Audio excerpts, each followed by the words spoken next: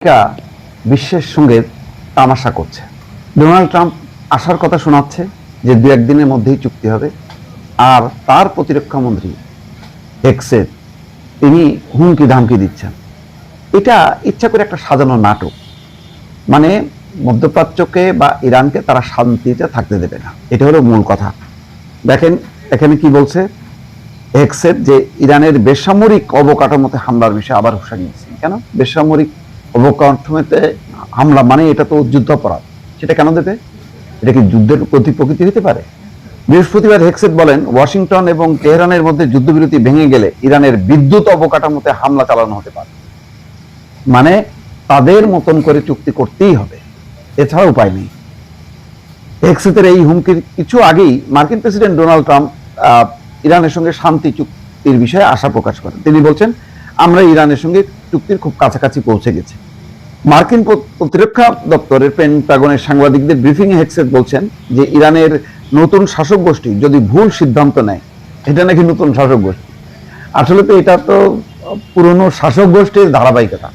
কিন্তু ইরান জোর করে বলতে চায় যে না, তারা পুরনো যে শাসক গোষ্ঠী অর্থাৎ ধর্মীয় নেতা, সে তো মারা গেছে, আমরা মানে এই যুদ্ধের মধ্য দিয়ে তাদের শাসন ব্যবস্থা পরিবর্তন করছে, মানে জোর করে তারা বিজয় নিতে চায় আর কি। তো ভালো, বলছেন যে কোনো চুক্তিতে রাজি না হয় তাহলে মার্কিন বাহিনী আবার যুদ্ধ পরিচালনার জন্য সর্বোচ্চ প্রস্তুত অবস্থানে রয়েছে।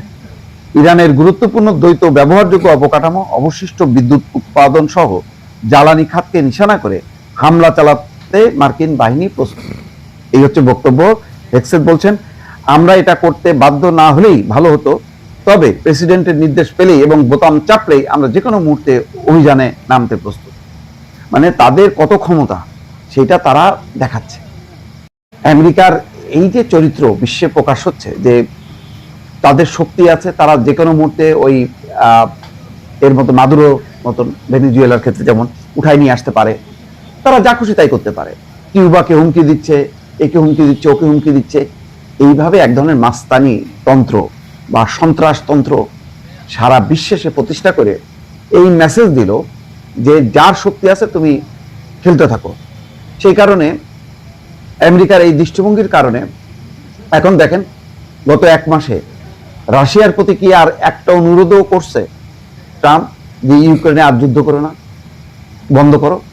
গত 40 দিনে একটা শব্দ পাবেন না, কারণ সে নিজেই তো ইরানের উপর অত্যাচার চালাচ্ছে, ইরানের উপর একতরফা যুদ্ধ চালাই দিছে, ইরানের উপর গণহত্যা দিয়ে শুরু করছে যুদ্ধ, এবং এখন অবরোধ করছে। আজকে আবার বলতেছে যে না, আমরা হরমুজ প্রণালী অবরোধ করিনি, আমরা বন্দর অবরোধ করছি। কিন্তু এই বন্দর অবরোধ করা মানে তো হরমুজ প্রণালী বন্ধ হয়ে যাওয়া। এরকম নানা ধরনের এক একজন এক এক রকম কথাবার্তা বলে একটা অস্থিরতা তৈরি করা, এই পরিস্থিতির মধ্যে তারা যাচ্ছে। আর বিশ্ব হা করে দেখতেছে, কারণ আমেরিকা শক্তিধর দেশ, তার শক্তি আছে, তার অর্থ আছে, তার অস্ত্র আছে, কেউ কিছু বলতে পারছে না তাদের।